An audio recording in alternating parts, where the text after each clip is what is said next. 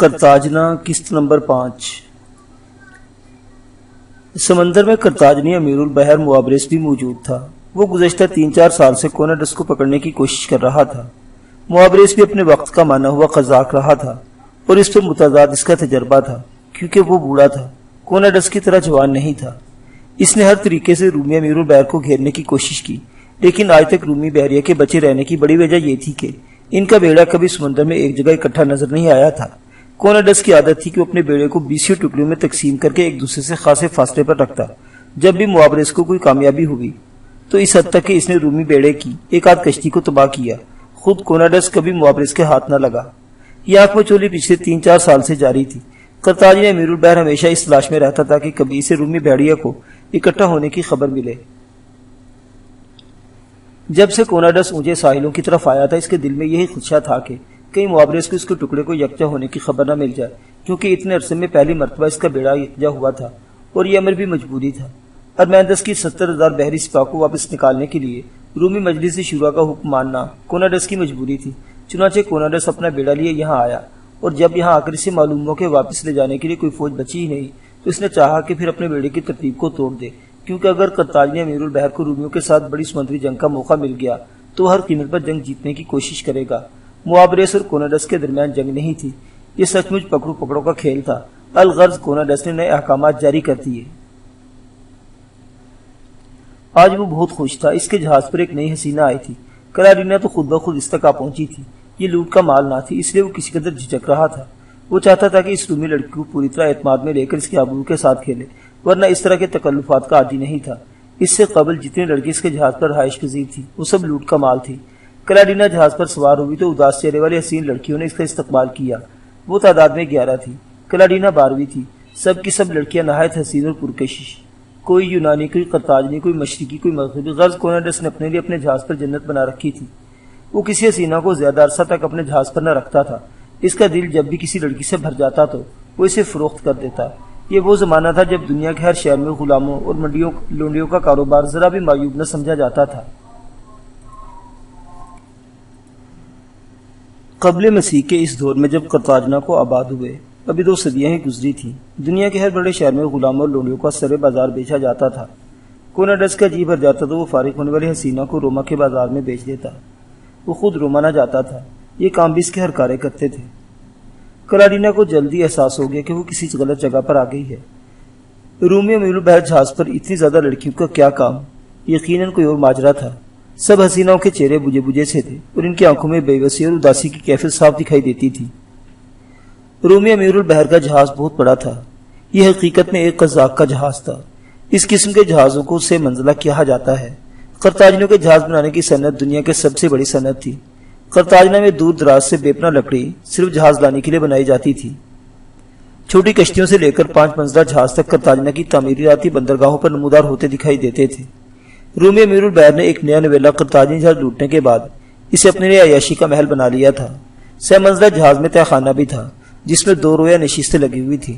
یہ نشستیں جہاز کھینچنے والے ملاحوں کے لیے تھیں۔ رومی بیڑے کے زیادہ تر جہاز افریقی غلام رکھتے تھے۔ سپہ سالار کے بڑے جہاز کو تہ خانے میں موجود ملاحوں میں کوئی کمزور یا ناتواں یا بوڑھا وغیرہ شامل نہیں تھا۔ چنانچہ جہاز کے تہ خانے میں اترتے ایک عجیب منظر دیکھنے کو ملتا تھا۔ اوپر کی منزلوں کی طرح تہ خانہ مختلف کمروں میں تقسیم نہیں تھا، بلکہ یہ ایک بڑے لمبوترے ہال کی طرح کھلا کمرہ تھا، جس میں ایک سرے سے دوسرے تک 24 بینچوں کی قطاریں تھیں۔ ہر بینچ پر 3 غلام بیٹھ سکتے تھے، جو ایک ہی چپو کو ہلاتے۔ بینچوں کی 2 رویا قطاروں کے بیچ گزرنے کا راستہ تھا، جہاں کوڑا بردار سپاہی غفلت کرنے والے کی چمڑی ادھیڑنے کے لیے موجود تھے۔ نشست پر بیٹھتے ہی غلاموں کو پیروں کو لوہے کی کڑیوں میں جکڑ لیا جاتا۔ سرد علاقے کے اس سفر سے پہلے تک ان غلاموں سے ایک لنگوٹی سے بڑھ کر کسی لباس کا سوچا بھی نہیں تھا، لیکن پہلی مرتبہ اس سفر کے دوران کوناڈس نے انہیں 3 کے حساب سے ایک اونی کمبل فراہم کیا تھا، یعنی ایک کمبل میں 3 غلام خود کو لپیٹ کر چپو چلاتے تھے۔ تہ خانے میں تقریباً 50 تنومند حبشی غلام ہمہ وقت چپو چلانے کے لیے موجود ہوتے، اور اس لحاظ سے جہاز پر ہمہ وقت 100 غلاموں کا موجود ہونا ضروری ہوتا۔ آدھے آرام کرتے تو باقی آدھے چپو چلاتے۔ ان مزدوروں کو کبھی چھٹی نہیں ملتی تھی، ماں سوائے ان دنوں کو جب جہاز کہیں لنگر انداز ہوتا۔ قریب پورے رومی بیڑے کی یہی کیفیت تھی۔ ان غلاموں میں ایک شخص دوسروں سے قدرے مختلف تھا۔ اس کی عقابی آنکھوں میں ہمہ وقت بغاوت کی چمک دکھائی دیتی تھی۔ کوڑا بردار رومیوں نے اس حبشی غلام سے بہت کوڑے کھائے۔ اس کا پورا بدن جگہ جگہ سے پھٹا ہوا تھا، لیکن اب بھی اس کے مزاج میں تندی باقی تھی۔ رومی کوڑا برداروں کا کہنا تھا کہ وہ جلدی ٹھیک ہو جائے گا، کیونکہ وہ ابھی نیا تھا۔ اسے حال ہی میں جہاز کھینچنے والے ملاح غلاموں میں شامل کیا گیا تھا۔ یہ کون تھا؟ جہاز کا تہ خانہ تو مظلوم غلاموں کی اماج گاہ بن چکا تھا، جبکہ پہلی منزل پر امریکی رہائش گاہیں تھیں۔ اپنی باری پر آرام کرنے والے 50 غلام بھی اس منزل کے ایک بڑے کمرے میں ننگے فرش پر سویا کرتے تھے، اور باقی کارکن عملہ بھی اس منزل پر مقیم تھا۔ دوسری اور تیسری منزل پر غلاموں کا داخلہ تو ایک خطرناک جرم تھا، نچلے طبقے کے ملازمین بھی وہاں نہ جا سکتے تھے۔ دوسری منزل پر امیر البحر کا خاص الخاص ذاتی دستہ قیام پذیر رہتا، جبکہ جہاز کی تیسری منزل جو بناوٹ اور آرائش کے لحاظ سے بھی کسی محل سے کم نہ تھی، کوناڈس اور اس کے باندیوں کے لیے مخصوص تھی۔ کلاڈینا کو اس منزل پر لایا گیا۔ باقی داشتاؤں کی طرح کلاڈینا کو بھی ایک الگ پر آسائش کمرہ دیا گیا۔ وہ ایک قوی ہیکل رومی خادم کی میت اپنے کمرے تک آئی۔ کمرے میں داخل ہوتے ہی کلاڈینا حیران رہ گئی۔ یہ کسی جنگی بحری جہاز کا کمرہ نہیں تھا، یہ تو روما کی کسی شہزادی کا کمرہ لگتا تھا۔ کلاڈینا کا ماتھا ٹھنکا، ضرور کوئی اور معاملہ تھا۔ ساحل پر کوناڈس کی باتیں سن کر اسے کچھ شک ہوا تھا، لیکن اب اس کا شک یقین میں بدلتا جا رہا تھا۔ کوناڈس ضرور کوئی اوباش شخص تھا۔ قوی ہیکل خادم اسے کمرے میں چھوڑ کر چلا گیا۔ وہ اس خوبصورت کمرے کی زینت و آرائش دیکھنے لگی۔ لکڑی کی دیواروں میں خوبصورت الماریاں بنی ہوئی تھی، جن میں قرطاجنوں کی جدید ترین ایجاد یعنی شفاف شیشے بھی لگائے گئے تھے۔ قرطاجنہ کے عہد تک شیشہ اتنا مہنگا سمجھا جاتا تھا گویا ہیرا موتی۔ اس جہاز کے کمرے میں اتنا بڑا شیشہ دیکھ کر کلاڈینا ہکا بکا رہ گئی۔ اس نے قرطاجنوں کی اس ایجاد کے بارے میں سنا تو تھا، لیکن اس سے پہلے وہ صرف آئینے ہی سے واقف تھی۔ شفاف شیشہ اس نے کبھی نہ دیکھا تھا۔ وہ آگے بڑھ کر الماریوں کے قریب آئی اور اپنے ہاتھ کی نازک انگلیوں سے شفاف شیشے کو چھو کر دیکھنے لگی۔ ماں نے اس کی نظر الماری میں لٹکے ہوئے لباسوں پر پڑی۔ تمہارے حیرت کے سے چکر آ گیا۔ ایک سے ایک عمدہ ریشمی لباس جو دیکھنے میں یوں لگتا تھا جیسے پارس کی کسی شہزادی کے لیے بنایا گیا ہو، الماری میں لٹکا ہوا تھا۔ کلاڈینا نے الماری کے پٹ کھولے اور عمدہ ریشمی لباس بھی چھو کر دیکھنے لگی۔ کمرے میں ایک خوبصورت تخت بچھا تھا جس کے پہلو میں تپائی تھی اور فرش پر عمدہ قالین بچھا ہوا تھا۔ کلاڈینا سمجھ گئی۔ وہ سمجھ گئی کہ اداس چہرے والی لڑکیاں کون تھیں۔ اسے یقین ہو گیا کہ وہ سب کی سب کوناڈس کی باندیاں تھیں۔ مان کلاڈینا کے منہ سے نکلا، آسمان سے گھرا کھجور میں اٹکا، کلاڈینا تم قرطاجنی سپہ سالار کی قید سے نکل کر رومی سالار کی قید میں آ چکی ہو۔ 2-3 گھنٹے وہ مختلف خیالات میں کھوئی، کمرے میں موجود گداز گدی والے تخت پر بیٹھی رہی، یہاں تک کہ شام ہو گئی۔ مشلے جلانے والا خادم جہاز میں مشلے جلاتا پھر رہا تھا۔ کلاڈینا کو بھی اپنے کمرے میں مشلے جلانے کا خیال آیا۔ وہ اپنی جگہ سے اٹھی، چمنی کے نیچے رکھے تیل کے چراغ کو اٹھا کر کمرے کی مشلے جلانے لگی۔ اسی اسنا میں اسے باہر سے 2 لڑکیوں کی بات کرنے کی آواز سنائی دی۔ وہ باہر نکل آئی۔ باہر راہداری میں 2 باندیاں موجود تھیں، دونوں ہی غالباً یونانی نسل سے تھیں، وہ آپس میں ہولے ہولے باتیں کر رہی تھی۔ کلاڈینا اپنے کمرے سے باہر نکلی تو ان کی نگاہ کلاڈینا پر پڑی۔ کلاڈینا نے محسوس کیا کہ وہ اسے رکش بھری نظروں سے دیکھ رہی تھی۔ آخر کیوں؟ وہ حیران ہونے لگی۔ اسے رہا نہ گیا اور وہ باندیوں کی طرف بڑھ گئی۔ دونوں باندیاں کلاڈینا کو آتا دیکھ کر گھبرا گئی۔ انہوں نے وہاں سے جانا چاہا، لیکن کلاڈینا نے انہیں آواز دے کر روک لیا۔ ٹھہرو، میری بات سنو، تمہیں دیوتاؤں کی قسم، جاؤ مت۔ دونوں باندیاں رک گئی۔ کلاڈینا ان کی قریب آئی، انہیں سلام کی اور کہنے لگی، تم مجھے دیکھ کر جا کیوں رہی تھی؟ دونوں باندیاں کچھ نہ بولی، بلکہ وہ ایک دوسرے کا منہ تکنے لگی۔ پھر انہوں نے سر جھکا لیا۔ کلاڈینا نے پھر کہا، تم یونانی ہو، کیا تمہیں میری زبان سمجھ میں نہیں آ رہی؟ میں یونانی زبان میں ہی بات کر سکتی ہوں، کیا تم مجھ سے بات نہیں کرنا چاہتی؟ اب ان میں سے ایک لڑکی نے ہچکچاتے ہوئے جواب دیا، نہیں، یہ بات نہیں، تم تو رومی فوجیوں کے ساتھ آئی ہو، تم خوش نصیب ہو، اپنے گھر جا رہی ہو، اپنے ماں باپ سے ملو گی، چھوٹے بہن بھائیوں سے ملو گی، لیکن ہم تو بس اپنے حسرت پر مضبوطی سے ہونٹ بھینچ لیتے ہیں، کیونکہ روتی ہوئی لڑکیاں بھی کوناڈس کو اچھی نہیں لگتی۔ کلاڈینا کا شک صحیح نکلا، اسے مزید کچھ پوچھنے کی ضرورت نہ تھی۔ اسے کوناڈس پر بے پناہ غصہ آنے لگا۔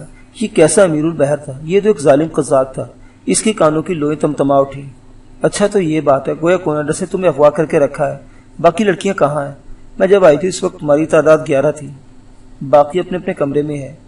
یہ دونوں کمرے ہمارے ہیں، وہ ساتھ والا مونا کا، اس سے اگلا جائی تھی، اور اس قطار میں آخری کمرہ شیتل کا ہے۔ دوسری قطار میں بھی سب کمرے باندیوں کے ہیں۔ حیرت ہے کہ تمہیں کوناڈس نے ہمارے ساتھ اسی راہداری میں رکھا، حالانکہ تم تو اس کے لیے ایک معزز مہمان ہو۔ کلاڈینا سارا معاملہ بخوبی سمجھ چکی تھی۔ اس کا دل خون کے آنسو رو رہا تھا اور دماغ غصے سے پھٹا جا رہا تھا۔ اس کا بس چلتا تو وہ کوناڈس کے رومی دربار میں پابند زنجیر پیش کر دیتی، لیکن وہ بے بس تھی۔ مانی سے ایک اور خیال آیا، اس نے پوچھا، تم لوگوں نے یہ کیوں نہیں کہا کہ میں اس کی مہمان ہوں؟ تم نے کیسے اندازہ لگایا کہ مجھے میرے گھر لے جانے دے گا؟ دونوں یونانی لڑکیوں کی آنکھوں میں پہلے حیرت دکھائی دی، پھر وہ پھیکی مسکراہٹ کے ساتھ وضاحت کرنے لگی، وہ دراصل یہاں کسی کو خنجر یا تلوار رکھنے کی اجازت نہیں، ہم تو اسلحہ کا سوچ بھی نہیں سکتی، لیکن تم اپنے اسلحہ سمیت یہاں لائی گئی ہو، تم سے اسلحہ چھینا نہیں گیا، ظاہر ہے تم قیدی نہیں بلکہ مہمان ہو، اگر قیدی ہوتی تو تمہیں سب سے پہلے غیر مسلح کیا جاتا۔ یونانی لڑکیوں کی بات ٹھیک تھی، اس طرف تو کلاڈینا کا خیال ہی نہیں گیا تھا، وہ سچ مچ اس نیز پر سوچنے لگی۔ اب اسے خیال آ رہا تھا کہ اسے برے وقت کے لیے کوئی انتظام کر لینا چاہیے۔ اس نے کسی چکنے ہرنی کی طرح پھٹی پھٹی آنکھوں سے یونانی لڑکیوں کی جانب دیکھا، اس کی آنکھوں میں گہری سوچ کی لہر تھی، اور پھر اگلے ہی لمحے وہ واپس مڑ رہی تھی، لیکن جانے سے پہلے اس نے ان کا شکریہ ادا کیا۔ تم دونوں کا بہت بہت شکریہ، تم نے مجھے ایک نیا راستہ سمجھایا، ہو سکتا ہے میں تمہاری بھی مدد کروں۔ کلاڈینا انہیں حیران و پریشان چھوڑ کر تیزی سے واپس اپنے کمرے میں آئی۔ اس نے اپنا دوداری خنجر باقی سامان سے الگ کیا اور اسے اپنے لباس میں چھپانے لگی۔ دراصل اس کے ذہن میں یہ خیال آیا تھا کہ جلدی یا بدیر کوناڈس اس سے اسلحہ چھین لے گا۔ متجسس تو وہ پہلے ہی تھا، لیکن یونانی باندیوں سے بات کر کے اسے یقین ہو گیا کہ کوناڈس صرف ایک بحری لٹیرا ہے۔ دوسری دونوں باندیاں ایک دوسرے سے آنکھوں میں کوئی بات کر کے تیزی سے راہداری کے آخری کمرے کی طرف بڑھنے لگی۔ وہ ہوشیاری سے ادھر ادھر دیکھ رہی تھی۔ باندیوں کا ایک دوسرے سے ملنا ممنوع تھا۔ حکم عدولی کرنے والی باندی کو کوناڈس اپنے ہاتھوں سے پیٹتا تھا۔ وہ بے رحموں کی طرح تھپڑ مار مار کر معصوم دوشیزاؤں کا چہرہ لال کر دیتا۔ تیسری منزل پر کوئی پہرے دار یا دربان نہ رکھے گئے تھے، سب باندیاں غیر مسلح اور بے ضرر تھی۔ ان کے ایک دوسرے سے ملنے پر اس لیے پابندی تھی کہ وہ کہیں ملی بھگت سے کوئی سازش نہ کر لیں۔ عموماً دن کے وقت جب کوناڈس جہاز کے عرصے پر ہوتا یا اگر جہاز لنگر انداز ہوتا اور وہ ساحل پر ہوتا تو کبھی کبھار قیدی لڑکیاں ایک دوسرے سے مل لیا کرتی تھی۔ وہ جلدی جلدی ایک دوسرے کا حال احوال سنتی اور پھر اپنے اپنے کمروں میں گھس جاتی۔ ایسا تو کبھی بھی نہ ہوا تھا کہ سب ایک جگہ اکٹھی ہوتی ہوں، البتہ یا دو سے زیادہ تین باندیاں کبھی کبھی چند لمحوں کے لیے ایک دوسرے کی بات کر لیتی۔ آج بھی ایسا ہی ہوا تھا۔ کوناڈس ابھی تک باہر تھا اور دیوہیکل پہرے دار کلاڈینا کو اپنے کمرے میں چھوڑ کر چلا گیا تھا۔ یہ پہرے دار تیسری منزل کے صدر دروازے پر متعین رہتا، وہ کبھی کبھاری راہداری میں آتا۔ عام طور پر راہداری میں موجود سب کمرے حسیناؤں کے لیے مخصوص تھے۔ دائیں طرف کا آخری کمرہ شیتل کو ملا تھا اور بائیں طرف کے پہلے دو کمرے خود کوناڈس کی خوابگاہ تھے۔ یہ کمرے کسی بادشاہ کی رہائش گاہ سے کم نہ تھے۔ بھاری پردے، نیلی بلوری سراہیاں، تخت پوش بہادر دیوتاؤں کے مجسمے، چاندی کے برتن اور سونے کے دستوں والی فارسی تلواریں، فرش پر دبیز ایرانی قالین اور منقش چھت پر فانوس میں جگمگاتے کمکمے۔ ایک کمرے میں وہ خود سوتا تھا اور دوسرے کمرے میں اس کی خاص و خاص افریقی خادمہ۔ جتنا ظالم کوناڈس تھا اس سے دگنی کستونا تھی، وہ حبشہ کی رہنے والی تھی۔ کوناڈس کے ساتھ اسے ایک عرصہ ہو چلا تھا۔ پست قد اور بھدے جسم کی مالک کستونا نہ جانے اپنی ہی نسل کی دشمن کیوں تھی۔ وہ باندی لڑکیوں سے اتنی سختی کے ساتھ پیش آتی کہ گویا ان سے انتقام لے رہی ہو۔ اس کی عمر 40 سے زیادہ نہیں تھی، لیکن اپنے بھدے جسم اور مکروہ چہرے کی وجہ سے وہ 50 سے اوپر کی دکھائی دیتی تھی۔ وہ کسی لڑکی کو کبھی خود سزا نہ دیتی، بس کوناڈس سے شکایت کر دیتی۔ کوناڈس خود ملزمہ کے کمرے میں جا کر اسے بری طرح زدوکوب کرتا۔ آج خوش قسمتی سے کستونا موجود نہیں تھی، یہی وجہ تھی کہ یونانی باندیاں عجلت میں شیتل کے کمرے کی طرف بڑھیں۔ ہاں، یہ کمرہ شیتل کا تھا۔ وہ کوناڈس کی باندیوں میں نئی شامل کی گئی تھی۔ یہ وہی شیتل تھی جو کچھ دن پہلے قرطاجنہ کے بڑے مندر ملکرت کی ایک نرتکی تھی۔ اسے ملکرت کے مہا پجاری کاہو بال کے بیٹے سنتوش کی مدد کرنے کے نتیجے میں قرطاجنہ سے فرار ہونا پڑا تھا۔ شیتل بہت دکھی تھی، اسے سنتوش کے ساتھ پیار ہو گیا تھا، لیکن سنتوش اس کے پاس نہیں تھا، وہ نہ جانے کہاں تھا۔ آخری بار وہ دونوں کوناڈس کے ہاتھوں گرفتار ہوئے تھے۔ وہ ایک یونانی سوداگر کے جہاز میں قرطاجنہ سے فرار ہوئے تھے، لیکن راستے میں جہاز کو بحری قزاقوں نے لوٹ لیا۔ یہ بحری قزاق کوئی اور نہ تھے بلکہ رومی امیر البحر کوناڈس خود ان کا سرغنہ تھا۔ کوناڈس نے یونانی سوداگر کے جہاز پر حملہ کیا اور ایک خونریز جنگ کے بعد سوداگر کے جہاز پر قبضہ کر لیا۔ یہ خونریز جنگ بھی کیدار کی وجہ سے ہوئی تھی۔ سنتوش اور شیتل کا لیبیائی محافظ، جس نے اپنے کانوں میں بڑے بڑے چھلے پہنے ہوئے تھے، کیدار نے یونانی سوداگر کی تنخواہ دار پہرے داروں سے بڑھ کر ہمت دکھائی۔ وہ جان توڑ کر لڑا۔ اس نے آن کے آن میں کوناڈس کے 7 سپاہیوں کا خاتمہ کر دیا۔ کوناڈس اس کی تیز اور بہادری دیکھ کر حیران رہ گیا تھا۔ جب جنگ ختم ہوئی تو کیدار کو قتل کرنے کے بجائے کوناڈس نے اپنا غلام بنانا پسند کیا۔ جنگ ختم کس طرح ہو گئی؟ رومی قزاقوں نے رسی کا پھندا پھینک کر کیدار کو گرا لیا اور اب کیدار نیچے تہ خانے میں جہاز کھینے والے کڑیل ملاح غلاموں میں سے ایک تھا۔ شیتل جب سے آئی تھی کوناڈس کے ظلم و ستم کا شکار تھی۔ سنتوش کو کوناڈس نے گرفتار ہونے والے باقی لوگوں کے ساتھ ایک غلام کے طور پر بیچ دیا تھا۔ ہمیشہ کی طرح غلاموں سے بھرا ایک جہاز روم کی جانب چل پڑا تھا، جس میں قرطاجنہ کے مہا پجاری کا بیٹا سنتوش بھی قید تھا۔ اسے نرتکی کا عشق بہت مہنگا پڑا تھا، لیکن اب بھی وہ شیتل کے بارے میں ہی سوچتا تھا، وہ کہاں ہوگی، کس حال میں ہوگی، قزاقوں نے اس کے ساتھ کیا کیا ہوگا، وغیرہ وغیرہ۔ اسے اپنی بک جانے کی فکر نہیں تھی، لیکن اپنی شیتل کے لٹ جانے کا ڈر تھا۔ اس کا یہ ڈر سچ ہی ثابت ہوا۔ اس کی شیتل لٹ چکی تھی۔ شیتل دن بھر اپنے کمرے میں اوندے منہ پڑی، نہ جانے کون سی سوچوں میں گم رہتی۔ دروازے پر کھٹکا ہوا تو اس نے چونک کر دیکھا، دونوں یونانی باندیاں دبے پاؤں کمرے میں داخل ہو رہی تھی۔ شیتل اٹھ کر کھڑی ہو گئی، انہوں نے دروازہ بند کیا اور تیزی سے شیتل کے پاس آ کر سرگوشی میں بات کرنے لگی۔ ان میں سے ایک نے کہا، شیتل ایک نئی لڑکی آئی ہے لیکن وہ رومی ہے، اس کے پاس اسلحہ بھی ہماری مدد کر سکتی ہے۔ شیتل کے چہرے پر کئی رنگ آ کر گزر گئے، اس کا دوران خون تیز ہونے لگا، اس کی آنکھوں میں سوچوں کی رو گزرتی ہوئی محسوس ہوئی تھی۔ کچھ سوچنے کے بعد شیتل نے کہا، اگر اس کے پاس اسلحہ ہے تو ہو سکتا ہے وہ رومی قزاق کی وفادار ہو۔ ارے ہاں، تم دونوں کتنی بے وقوف ہو، تم دونوں ہی اندر آ گئی۔ سائیکی، تم باہر راہداری میں رکو، اگر دیکھو کہ کستون آ رہی ہے تو ہمیں خبر کر دو۔ شیتل نے یونانی باندیوں کو ان کی غلطی کا احساس دلایا۔ ان میں سے ایک جس کا نام سائیکی تھا وہ دوبارہ باہر چلی گئی، جبکہ دوسری باندی جس کا نام تھیسیا تھا شیتل کو بتانے لگی، نہیں، وہ کوناڈس کی ساتھی نہیں ہو سکتی، وہ کوناڈس کو رومی امیر البحر سمجھ کر یہاں آئی ہے۔ کوناڈس نے اس لیے سے اسلحہ نہیں چھینا کہ اس کی ہم وطن ہے، شاید اس کا زبردستی بھی نہ کرے۔ مجھے اس جہاز میں سب باندیوں سے زیادہ عرصہ ہو چکا ہے، میں کوناڈس کی رگ رگ سے واقف ہوں۔ اس رومی دوشیزہ کو چاپلوسی کے ذریعے شیشے میں اتارنے کی کوشش کرے گا۔ ہم نے اس کے ساتھ بات کی ہے، وہ خود ہماری مدد کرنا چاہتی ہے۔ شیتل بڑے دھیان سے تھیسیا کی باتیں سن رہی تھی۔ تھیسیا لگ بھگ 1 سال سے یہاں تھی۔ کوناڈس کی موجودہ داشتوں میں تھیسیا سب سے پرانی تھی، چنانچہ شیتل نے اس پر بھروسہ کیا اور یقین کر لیا کہ نئی آنے والی لڑکی ان کی مدد کرے گی۔ یہی سوچ کر اس نے فیصلہ کیا اور کہا، یہ بات ہے تو پھر میں اس سے ملوں گی۔ مجھے اپنے فرار ہونے سے زیادہ کوناڈس سے بدلہ لینے کی طلب ہے۔ اگر اس لڑکی نے مجھے کوئی اسلحہ دے دیا تو میں کوناڈس کو زندہ نہیں چھوڑوں گی۔ تھیسیا کی آنکھیں حیرت سے پھیل گئیں۔ تم کوناڈس کو قتل کر دو گی؟ نہیں نہیں، ایسا نہ کرنا، ہم اس کے جہاز پر ہیں، سارا عملہ اس کا ہے، اس کے سالار غضب و غضب سے ہم سب کو مار دیں گے۔ شیتل چونک گئی اور سوچتے ہوئی نگاہوں سے تھیسیا کا منہ تکنے لگی، پھر اس نے کہا، نہیں، تمہیں کچھ نہیں ہوگا، کوناڈس کے جیتے جی ہم فرار نہیں ہو سکتے، اس کو قتل کر کے ہی ہم اپنا مقصد پا سکتے ہیں۔ نہیں شیتل، تم جذباتی ہو رہی ہو، میں طریقہ بتاتی ہوں۔ اگر تم میں ہمت ہے تو تم کوناڈس کو اسلحہ کی زور پر یرغمال بنا سکتی ہو اور یہ مطالبہ کر سکتے ہو جب تک سب لڑکیوں کو رہائی نہیں مل جاتی تم اسے نہیں چھوڑو گے، اس طرح وہ مجبور ہو جائے گا، ہم اپنے لشکر سے دور جانے دیں۔ شیتل کی سمجھ میں تھیسیا کی ترکیب آ رہی تھی، اسلحہ کی زور پر کوناڈس کو بے بس کیا جا سکتا تھا۔ اسی اثنا میں سائیکی نے دروازہ کھولا اور سر اندر کر کے کہا، تھیسیا جلدی نکلو، کستونا آ رہی ہے۔ تھیسیا بجلی کی صورت سے شیتل کے کمرے سے نکل آئی، اس سے پہلے کہ کستونا بغلی راہداریوں سے راہداری میں داخل ہوتی۔ سائیکی اور تھیسیا اپنے اپنے کمروں میں گھس چکی تھی۔ کستونا اپنے بھدے جسم کو سمیٹتی مخصوص انداز میں چلتی ہوئی اپنے کمرے کی طرف بڑھ رہی تھی۔ تھیسیا کے چلے جانے کے بعد شیتل گہری سوچ میں ڈوب گئی، اسے امید کی کرن دکھائی دی۔ آزادی کا خیال آتے ہی شیتل کو سنتوش کا خیال آیا، روز کی طرح اس کی آنکھیں ٹپ ٹپ آنسو برسانے لگی۔ وہ کہاں ہوگا، کس حال میں ہوگا؟ اسے جہاز پر رہتے ہوئے دوسری باندیوں کو اتنا پتہ چلا تھا کہ سنتوش کو باقی غلاموں کے ساتھ روما بھیج دیا گیا ہوگا، جہاں اسے غلاموں کی منڈی میں فروخت کر دیا جائے گا۔ قبل مسیح کے اس زمانے میں غلاموں کی خرید و فروخت عام اشیاء مثلا کپڑے، برتن یا نمک مرچ مسالے کی طرح خرید و فروخت جیسی تھی۔ مویشیوں کی منڈیوں کے ساتھ ساتھ غلاموں اور لونڈیوں کی منڈیاں بھی ہفتہ وار منعقد ہوتی تھی۔ ایک بڑے سے چبوترے پر غلاموں اور لونڈیوں کو قطاروں میں بھیڑ بکریوں کی طرح باندھ کر کھڑا کر دیا جاتا اور ان کی نیلامی باقاعدہ بولی کے ذریعے عمل میں آتی۔ شیتل چشمے تصور میں خوبرو سنتوش کی نام کی بولی سن رہی تھی، اس کے آنسو بہ رہے تھے اور دل غم کے شکنجے میں جکڑا ہوا تھا۔ گزشتہ 2 راتوں سے کوناڈس اس کے کمرے میں نہیں آیا تھا۔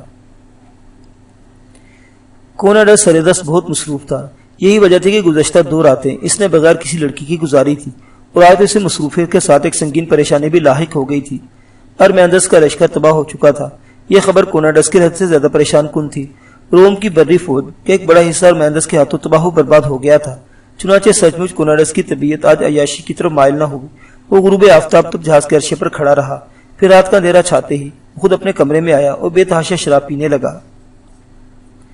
کوناڈس کی رگوں میں شراب اتری تو اس کی طبیعت بدلنے لگی، لیکن نواز کسی اور کمرے میں نہ جانا چاہتا تھا، بلکہ نئی حسینہ یعنی کلارینا کے شباب اور حسن سے لطف اندوز ہونا چاہتا تھا۔ اس نے چاہا کہ اٹھ کر کلارینا کے کمرے تک چلا جائے، لیکن بہت زیادہ شراب پینے کی وجہ سے وہ لڑکھڑانے لگا، چنانچہ وہ رک گیا اور واپس اپنے بستر پر گر گیا۔ دوسرے روز ارمیندس کے لشکر کے کچھ اور بھگوڑے بھی آ پہنچے۔ کوناڈس کو ثبوت مل گیا کہ فی الواقع رومی لشکر تباہ و برباد ہو گیا ہے۔ کوناڈس نے نئے احکامات جاری کیے، لشکر کے کچھ جہاز ساحل پر چھوڑ دینے کا حکم دیا تاکہ بھولے بھٹکے رومی سپاہیوں کو نکالا جا سکے۔ باقی تمام جہازوں کو سفید کھاڑی تک بیڑے کی صورت میں چلنے اور سفید کھاڑی کے مقام سے ٹولی در ٹولی تتر بتر ہونے کا حکم جاری کر دیا۔ جہازوں پر ہلچل مچ گئی۔ کوناڈس کا اپنا جہاز سب سے پہلے برآمد ہوا۔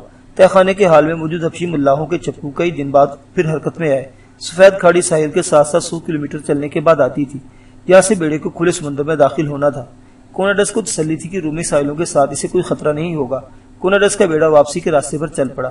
اس نے اپنے نائب امیر البحر کو پیچھے رہ جانے والے جہازوں کے ساتھ چھوڑا اور خود برق رفتاری سے سمندر میں اپنے جانے پہچانے راستوں پر چل پڑا۔ کوناڈس کا سہ منزلہ جہاز کا تمتراک بیڑے کے باقی جہازوں سے جدا تھا۔ اس کی ذہنی حالت ٹھیک نہیں تھی۔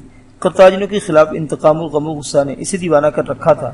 وہ چاہتا تھا کہ کسی طرح بوڑھے معاونس کو بچھاڑ کر اپنی آتش انتقام کو ٹھنڈا کرے، لیکن براہ راست مٹبھیڑ سے اب بھی ڈرتا تھا۔ یہی وجہ تھی کہ اسے اپنے بیڑے کو ہمیشہ ٹولیوں میں تقسیم کر کے رکھا تھا۔ کوناڈس جہاز کے عرصے پر کھڑا قرطاجن امیر البحر کے ساتھ جنگ کی ترکیبوں پر غور کر رہا تھا۔ گزشتہ شب اس نے کسی باندی کو اپنی حوث کا نشانہ نہیں بنایا تھا۔ کھلے سمندر میں آتے ہی جیسے اس کے حواس بحال ہونے لگے۔ سمندر کا شکرا اپنی آزاد اور پسندیدہ فضاؤں میں واپس لوٹ رہا تھا۔ اسے رومی لشکر کی شکست کا غم کم محسوس ہوا۔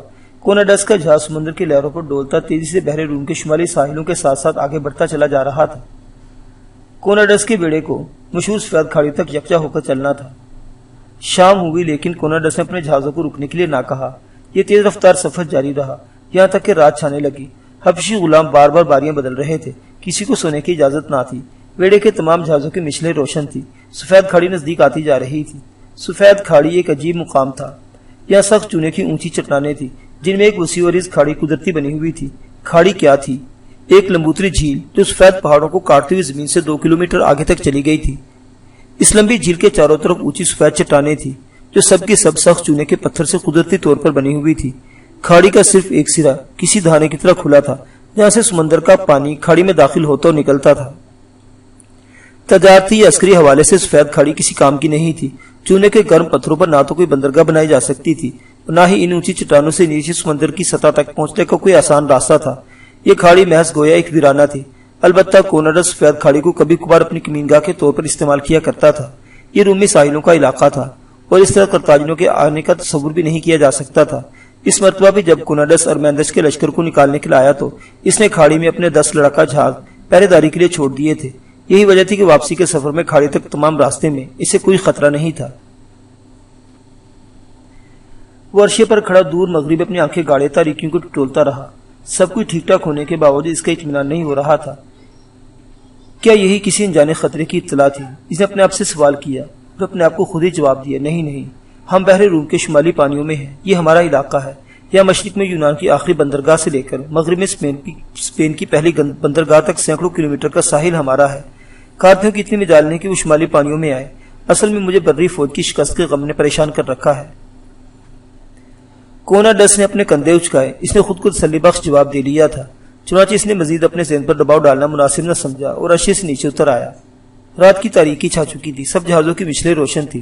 سفید کھاڑی نزدیک تھی۔ وہ تیسری منزل کی چوبیدہ عمارت میں داخل ہوا۔ راہداری میں پہنچتے اس کا دل مچلنے لگا۔ رومی حسینہ کا تصور کر کے اس کے منہ میں پانی بھر آیا۔ اس نے فیصلہ کیا کہ آج ضرور رومی حسینہ سے لطف اندوز ہوگا۔ یہی خیال دل میں لیے وہ اپنے کمرے میں آیا۔ اس کی خادمہ قسطونہ اس کی منتظر تھی۔ وہ کمرے کے فرش پر سر جھکائے کھڑی نہ جانے کب سے کوناڈس کا انتظار کر رہی تھی۔ کوناڈس نے جو ہی کمرے میں قدم رکھا وہ چونکا۔ کیا بات ہے قسطونہ، تم کیا کہنا چاہتی ہو؟ حبشہ کی رہنے والی بھدی اور کالی قسطونہ نے سر اوپر اٹھائے بغیر کوناڈس سے کہا، آج وہ قرطاجنی لڑکی نئی رومی مہمان کے کمرے میں گئی تھی۔ ان کے درمیان کیا باتیں ہوئی یہ معلوم نہیں ہو سکا۔ کوناڈس کا ماتھا ٹھنکا۔ نئی مہمان کے کمرے میں کیا مطلب؟ وہ وہاں کیا لینے گئی تھی؟ یہ تو معلوم نہیں میرے آقا۔ کوناڈس نے کچھ دیر سوچنے کے بعد قسطونہ کو حکم دیا، جاؤ قرطاجنی لڑکی کو میرے پاس بلا کر لاؤ۔ قسطونہ سعادت مندی سے سر ہلایا اور کمرے سے باہر نکل گئی۔ کوناڈس نے ایک ہاتھ میں سراہی دوسرے میں جام اٹھا لیا۔ آج وہ رومی حسینہ کو مزہ چکھانا چاہتا تھا، اس لیے شیتر کو تفتیش کی نیت سے یہیں بلوا لیا۔ اس نے بلوری سراہی سے بلوری جام میں لال شراب انڈیلی اور ایک ہی سانس میں جام خالی کر دیا۔ وہ اپنی تشائی مسہری پر بیٹھا تھا۔ کچھ دیر بعد قسطونہ اجازت لے کر کمرے میں داخل ہوئی۔ اس کے عقب میں شیتل تھی۔ رومی مہمان کے کمرے میں تم کیا کرنے گئی تھی؟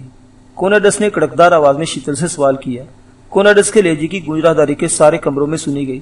کلارینا نے اپنے کمرے میں کوناڈس کی آواز سن لی۔ وہ یکلخت اپنی جگہ سے اٹھ کھڑی ہوئی۔ اگلے لمحے وہ دروازہ کھول کر کمرے سے باہر آئے۔ باہر نکلتے اس نے دیکھا لڑکیاں بھی سہمے ہوئے چہرے لیے اپنے اپنے دروازوں کے پٹ کھولے سر باہر نکالے کھڑی تھی۔ سب نے شیتل کی آواز سنی۔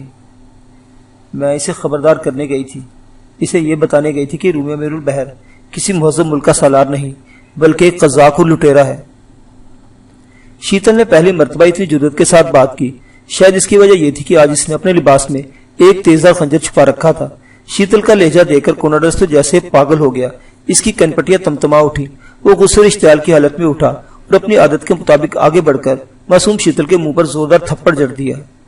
تمانچے کی چٹاخ راہداری میں گونجی تو سب لڑکیوں کے دل دہل گئے، لیکن کلاڈینا کا خون کھول اٹھا۔ وہ دوبارہ اپنے کمرے میں داخل ہوئی اور اپنی شمشیر اٹھا کر ایک عجب عزم کے ساتھ کوناڈس کے کمرے کی طرف بڑھنے لگی۔ راہداری میں موجود باقی لڑکیوں نے کلاڈینا کو دیکھا تو ان کے منہ کھلے کے کھلے رہ گئے۔ وہ بے ساختہ اپنے کمروں میں ایک ایک کر کے باہر نکل آئی۔ اس دوران میں سب نے کوناڈس کی آواز سنی، میں تمہیں عبرت کا نشان بنا دوں گا نادان لڑکی، تمہاری گستاخ زبان کو کھینچ کر تمہیں مگر مچھوں کے آگے پھینک دوں گا، قسطونہ کوڑا لاؤ۔ کوناڈس نے اپنے وفادار خادمہ کو کوڑا لانے کا حکم دیا۔ آج بھی گستاخ لڑکی کو تھپڑوں سے بھی زیادہ سزا دینا چاہتا تھا، لیکن شیتل تھی کہ ابھی تک تن کر کھڑی تھی۔ پھر وہ کہنے لگی، اے گھٹیا قزاق، تیرے خاتمے کا وقت آ پہنچا ہے۔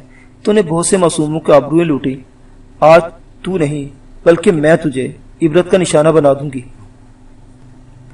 اتنا کہتے ہی شیتل نے اپنے لباس سے لمبے پھل والا خنجر نکالا اور کوناڈس پر حملہ کر دیا۔ کوناڈس کے وہم و گمان میں بھی نہ تھا کہ کرتاجنی باندھی کے پاس خنجر ہوگا، چنانچہ وہ خود کو نہ بچا سکا۔ شیتل کا پہلا ہی وار اس کے پیٹ میں لگا، لمبے خنجر کی نوک دوسری جانب اس کی پیٹھ سے باہر نکل گئی۔ کوناڈس اونق کی آواز نکالتا وہ نیچے کو جھکا اور اسے اپنے پیٹ کو دونوں ہاتھوں سے پکڑ لیا۔ شیتل نے کوناڈس کے پیٹ میں کھوبا وہ خنجر زور سے واپس کھینچا اور اس کے پیٹ سے باہر نکال لیا۔ خنجر نکلنے کی دیر تھی کہ کوناڈس پیچھے کی طرف لپکا۔ شیتل کے دوسرے وار سے پہلے ہی شیتل کے سامنے سے ہٹ چکا تھا۔ اس نے دیوار سے لٹکی ہوئی اپنے سونے کی دستے والی شمشیر اتاری اور آن واحد نے اسے بے نیام کر کے شیتل پر حملہ کر دیا۔ پیٹ میں اتنا لمبا خنجر کھانے کے بعد بھی پوری طرح ہوش میں تھا، بظاہر یوں لگتا تھا جیسے اسے زخم آیا ہی نہ ہو، حالانکہ اس کے کپڑے انچلادر خون میں لت پت ہو چکے تھے، لیکن اس کی قوت اور پھرتی اس گھاؤ کے باوجود کوئی فرق نہ آیا تھا۔ حبشی خادم قسطونہ ہاتھ میں کوڑا تھامے ایک طرف کھڑی تھر تھر کانپ رہی تھی اور ہونکوں کی طرح آنکھیں پٹپٹا رہی تھی۔ کوناڈس کا خطرناک وار ضرور شیتل کو تو ٹکڑوں میں کاٹ دیتا اگر کلاڈینا بروقت نہ پہنچ جاتی۔ کوناڈس کا وار کلاڈینا اپنی تلوار پر روکا، ٹن، اور اب کوناڈس اپنے دیدے پھاڑے رومی حسینہ کو دیکھ رہا تھا۔ تم تو رومی ہو، میں نے تو تمہیں کچھ نہیں کہا۔ وہ بات کرتا رہا لیکن دونوں تلواریں بھی چلتی رہی۔ اسی اثنا میں شیتل کی نظریں کوڑا بردار قسطونہ پر پڑی تو اس کی آنکھوں سے شعلے لپکنے لگے۔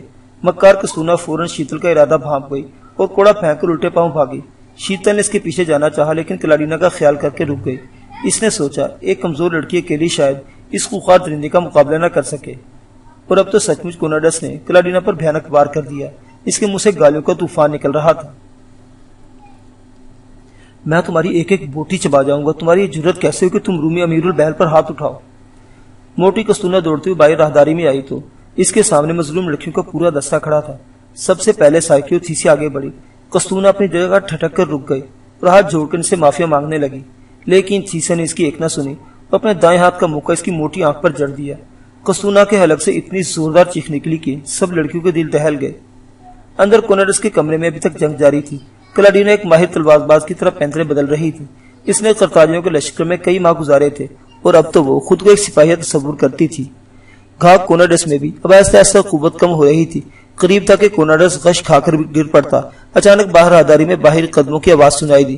کوناڈس فوراً جاگے، اس کا قوی ہیکل دربان اس کی مدد کے لیے آ پہنچا ہے۔ شیتل جو ہی دربان کے آنے کا اندازہ ہوا وہ دوڑ کر دروازے کے نزدیک آئی اور پہلو میں لگ کر کھڑی ہو گئی۔ ٹھیک اسی وقت قوی ہیکل دربان نے کمرے میں قدم رکھا، لیکن اس سے پہلے کہ وہ صورتحال کی سنگینی کو سمجھتا، شیتل کسی بھوکے شیر کی طرح لپکی اور اسے اپنے لمبے خنجر سے قوی ہیکل دربان پر حملہ کر دیا۔ اس نے اپنے خنجر کو دونوں ہاتھوں سے تھام کر سر سے اونچا بھی کر رکھا تھا۔ اس نے خنجر کو کسی پرچم کی طرح لہرایا اور اندھا دھند قوی ہیکل دربان کے سینے میں پیوست کر دیا۔ نہ جانے اس کے نازک بازو میں اتنی طاقت کہاں سے آ گئی تھی۔ خنجر پورے کا پورا دربان کے چورے سینے میں کھپ گیا۔ پسلیوں کے بیچ سے باہر ہونے والا خنجر اتنی سختی سے کھبا کہ شیتل اسے واپس نہ کھینچ سکی۔ خنجر شیتل کے ہاتھ سے چھوٹ گیا۔ کوناڈس نے اپنے دربان کا یہ حال ہوتے دیکھا تو اسے موت اپنی آنکھوں میں سامنے ناچتی نظر آئی۔ اس نے چاہا کہ کسی طرح یہاں سے بھاگ نکلے۔ وہ بے حد زخمی تھا اور اس کا بہت زیادہ خون بھی بہہ چکا تھا۔ مان پیچھے ہٹتے تھے کوناڈس کے ساتھ والے کمرے کا درمیانی دروازے سے ٹکرایا۔ یہ وہ دروازہ تھا جو اس کی خاص خادمہ کے کمرے میں کھلتا تھا۔ تیسری منزل کے باقی تمام کمروں میں درمیانی دروازے نہیں تھے۔ یہ کمرہ غالباً جہاز کے دفتر کے طور پر بنایا گیا تھا جسے عیاش کوناڈس نے اپنی خوابگاہ بنا رکھا تھا۔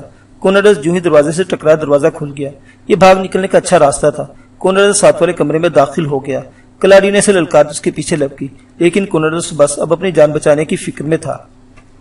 اس نے بائیں ہاتھ اپنے پیٹ کے گھاؤ پر دھرا تھا اور دائیں ہاتھ میں تلوار پکڑ رکھی تھی۔ وہ لڑکھڑاتا ڈگمگاتا لیکن تیزی سے دوڑتا ہوا راہداری میں نکل آیا۔ راہداری میں اس کے سامنے اس کی پسندیدہ حسینائیں کھڑی تھی۔ اگر کوناڈس کے ہاتھ میں تلوار نہ ہوتی تو اس کی باندھی آج اپنے ہاتھوں سے تکا بوٹی کر ڈالتی۔ تلوار کو دیکھ سب لڑکیاں دائیں بائیں ہٹ گئی۔ ایک طرف دیوار کے ساتھ ابھی کستونا اوندھے منہ پڑی تھی اور لمبے لمبے سانس لے رہی تھی۔ 10 لڑکیوں کی لاتوں اور گھونسوں نے اسے نیم جان اور ادھورا کر دیا تھا۔ کلاڈینا بھی کوناڈس کے عقب میں دوڑی، لیکن وہ خطرے سے دور جا چکا تھا۔ وہ بغلی راہداری میں مڑ چکا تھا جو تیسری منزل کے صدر دروازے پر ختم ہوتی تھی۔ سب لڑکیوں کو اپنا انجام نظر آنے لگا، کیونکہ کوناڈس زندہ بھاگ نکلنے میں کامیاب ہو گیا تھا۔ آخر وہ رومی بحریہ کا سپہ سالار تھا۔ تیسری منزل سے نکلتی اپنے جنگجو سپاہیوں کو آواز دیتا جو آن واحد میں باغی لڑکیوں کو کاٹ کر پھینک دیتے۔ یہی سوچ کر سب بانیاں تھر تھر کانپنے لگی، لیکن کلاڈینا نے گرج کر کہا، خبردار، ڈرنے کی کوئی بات نہیں۔ کوناڈس بچ نہیں سکتا، وہ ضرور مر جائے گا، اس کو بہت گہرا زخم آیا ہے۔ ابھی یہ بات کلاڈینا کے منہ میں ہی تھی کہ یکایک ایک عجیب سا شور بلند ہوا۔ بہت سی آوازیں سنائی دے رہی تھی، شاید دوسرے جہازوں پر بھی شور مچا ہوا تھا۔ کوناڈس کے 6 منزلہ جہاز پر یک لخت بھگدڑ مچ گئی۔ حالانکہ سمندر میں نہ تو کوئی طوفان آیا تھا اور نہ ہی دور دور تک دشمن کی کوئی توقع تھی، پھر یہ شور کیسا تھا؟ کلاڈینا سمیت سب لڑکیاں چونکی ہو گئی۔ کسی طرف سے آواز سنائی دی، حملہ حملہ! اس سفید کھاڑی سے نکل رہے تھے۔ سب لڑکیوں کے ذیل دور دور سے دھڑکنے لگے۔ قدرت کا عجیب اتفاق تھا، ٹھیک اس وقت جب کوناڈس زخمی ہو کر تیسری منزل سے فرار ہو کر کوناڈس کے جہازوں پر حملہ ہو گیا۔ سفید کھاڑی میں کوناڈس کے 10 جہازوں کے بجائے بوڑھے امیر البحر مایانہ سمندری سالار تجربہ کار معابرس کے جہاز گھات میں بیٹھے ہوئے تھے۔ عرصہ دراز سے معابرس کے دل میں یہی آرزو تھی کہ وہ رومی بیڑے کو کسی ایک جگہ گھیر مارے۔ طویل محنت اور پیچیدہ سمندری جاسوسی نظام کے بعد بوڑھے معابرس کے علم میں آیا کہ شمال مشرقی پانی میں کوناڈس کا بحری بیڑا جمع ہو رہا ہے۔ وہ کسی خاموش رات کے چیتے کی طرح سمندر میں راتوں رات کو سفر کرتا ہوا سفید گھاڑی تک آیا تو اس کی مدبر کوناڈس کے 10 جہازوں سے ہو گئی۔ کوناڈس کے سپاہیوں نے بھاگنے کی لاکھ کوششیں کی، لیکن بوڑھے معابرس نے سارے رومی سپاہیوں کو ہلاک کر دیا۔ اس نے ان کے جہاز ہتھیا لیے اور خود یہیں ٹھہر کے انتظار کرنے لگا کہ کیونکہ اب اسے پتا چل چکا تھا کہ کوناڈس یہیں پٹنے والا ہے۔ معزز سامعین حضرات، یہ داستان ابھی جاری ہے۔ بقیہ واقعات اگلی قسط میں۔ دیکھتے رہیے ناولستان، اسلامی اور تاریخی کہانیوں کا مرکز۔ اللہ حافظ۔